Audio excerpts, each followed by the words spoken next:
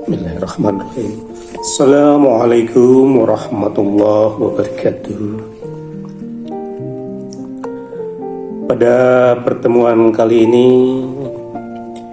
kita akan mengetengahkan tema tentang sisi negatif daripada menangguhkan taubat.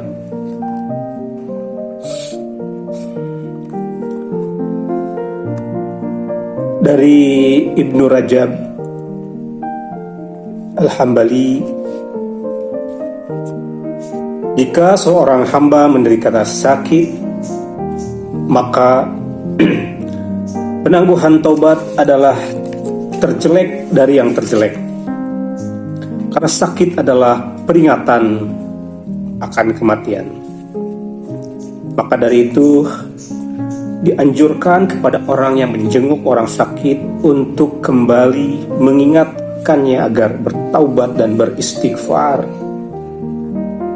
Tidak ada penutup amalan yang lebih baik daripada taubat dan istighfar. Penutup amalan itu terhadap semua amalan buruk akan menjadi kafaratnya. Sedangkan amalan baik adalah kunci mati. Dalam hadis Sayyidul Istighfar yang ditakhrij dari As-Sahihain disebutkan bahwa orang yang membacanya pada waktu pagi maupun sore hari, kemudian pada siang atau pada malam harinya, dia meninggal, maka ia telah terdaftar sebagai penghuni surga. Dan dianjurkan kepada orang yang tengah berbaring sakit untuk memperbanyak zikir kepada Allah, khususnya membaca kalimat tauhid, karena barang siapa yang akhir ucapannya di dunia ini kalimat itu, maka ia berhak masuk surga. Dalam hadis Abi Sa'id dan Abi Hurairah disebutkan dari Nabi SAW, sungguhnya orang yang ketika terbaring sakit mengucapkan La ilaha illallah wallahu akbar, La ilaha illallah wahdahu la syarikalah, lahul mulku walul hamdu, La ilaha illallah, la hawla wa la quwata illa billah, dan mati lantaran sakitnya, maka neraka tidak akan menyentuh dirinya.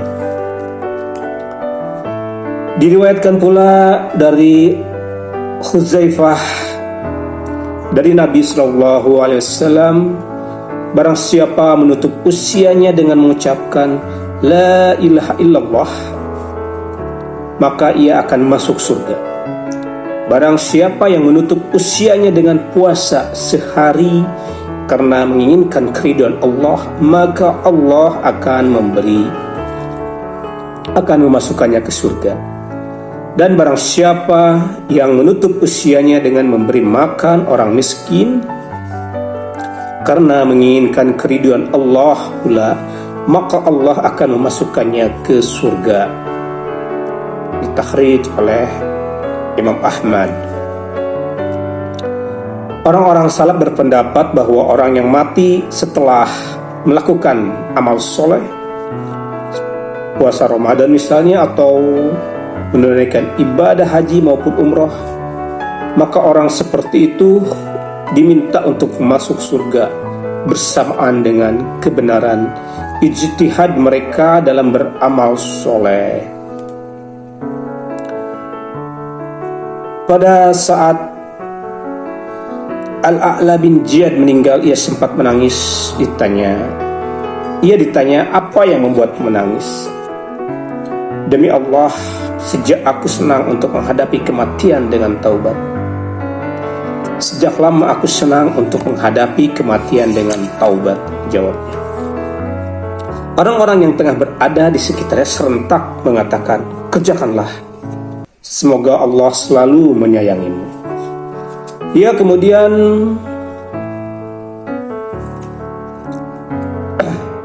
berdoa untuk membersihkan diri, kemudian bersuci dan minta dipakaikan baju baru. Setelah itu ia menghadap kiblat dan memberikan tanda isyarat dengan kepala 2 kali. Selanjutnya ia berbaring dan meninggal dunia. Sama halnya dengan Amr bin Abdullah, ketika menjelang ajalnya dia menangis dan dia berkata, untuk menghadapi kematian seperti ini hendaklah orang-orang itu mengucapkan, ya Allah, sesungguhnya aku memohon ampunan-Mu dari kelebihan dan kelalaianku. Aku juga bertaubat kepadamu dari segala dosa-dosaku. Tiada ilah selain Allah. Bibirnya terus mengulang-ulang doa ini sampai akhirnya dia meninggal. Amr ibn As menjelang kematiannya berkata, ya Allah, Engkau telah memerintahkan kami, tapi kami berbuat durhaka. Engkau telah melarang kami, tapi kami melanggarnya. Hanya maaf-Mu yang mampu menampung segala dosa. Tiada ilah selain Allah. Kata-kata itu terus diulang sampai akhirnya dia mati. Sementara menjelang kematian Umar bin Abdul Aziz rahimahullah, ia mengatakan, bantulah aku duduk. Orang-orang yang ada di sekitarnya langsung membantunya. Saya sendiri telah memerintahkan diri sendiri, namun aku juga telah meremehkannya. Aku yang telah mengeluarkan larangan, tapi aku pula yang berbuat durhaka. Tapi tiada ilah selain Allah. Kemudian dia menegakkan kepalanya dan memandang dengan tajam ke satu arah. Kemudian dia menegakkan kepalanya dan memandang dengan tajam ke satu arah. Dan mereka berkata, kau melihat sesuatu dengan pandangan yang tajam sekali, wahai Amirul Mukminin. Dan dia menjawab, ada yang datang kepadaku, bukan dari bangsa manusia, juga bukan dari jin. Dan rahimahullah pun menghembuskan nafas terakhir. Namun orang-orang yang ada di sekitar mereka mendengar ada orang yang membaca, negeri akhirat itu kami jadikan untuk orang-orang yang tidak ingin menyombongkan diri dan berbuat kerusakan di muka bumi. Dan kesudahan yang baik itu adalah bagi orang-orang yang bertakwa. Al-Quran Surat Al-Qasas ayat 83. Dalam sebuah syair, wahai hati yang lalai akan kematian, tidak lama lagi kau akan terbaring di antara mayat. Ingatlah tempatmu itu sebelum menempatimu. Bertaubatlah kepada Allah dari segala kesenangan. Ketentuan takdir itu memiliki batasan waktu. Ingatlah kendala yang lingkup hari dan saat. Jangan pernah merasa puas dengan dunia dan hiasan. Kematian akan datang, wahai yang punya hati. Bertaubatlah sebelum kematian sampai kepadamu, di mana orang-orang yang berlebih-lebihan merasa menyesal dan gagal. Kembalilah sebelum pintu ampunan ditutup. Sadarlah sebelum kebutuhanmu datang mendesak. Alangkah merdunya keresahan orang-orang yang bertaubat. Alangkah manisnya datangnya bayangan alam gaib. Dan alangkah indahnya skenario itu, di mana mereka dapat tetap berdiri di depan pintu. Orang yang telah menginjak masa tua adalah seperti seorang wanita yang hamil dan telah berusia 9 bulan. Ia hanya tinggal menunggu waktu saja kelahiran sang jabang bayi. Sama halnya dengan orang tua, ia hanya tinggal menunggu mati.